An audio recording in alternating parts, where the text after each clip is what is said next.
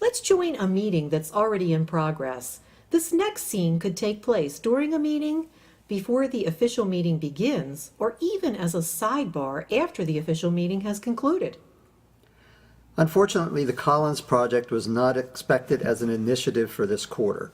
We have to reconsider our timelines because of it.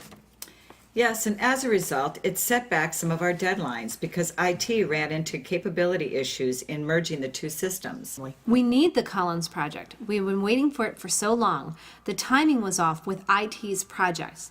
It just wasn't in their plans. This reminds me of last year's Johnson project.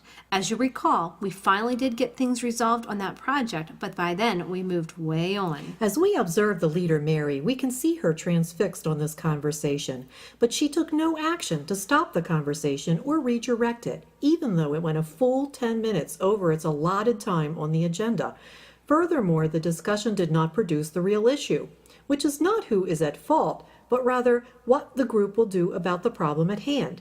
If this conversation took place outside the official meeting, it will be important for the facilitator to tune into emotions that may spill over into other areas of the organization and influence outcomes. This may entail having a private conversation with a participant. Mary has a tool at her disposal that can support her when conversations reel out of control. It is even useful in emotional situations. It is helpful to have your agenda include time allotments for each item. This allows you to take action when the conversation gets stuck, takes too long, or a participant tries to monopolize the meeting. Let's watch Mary take control of the situation using her timed agenda. We need the Collins project. We've been waiting for it for so long. The timing was off with IT's projects. It wasn't in their plans.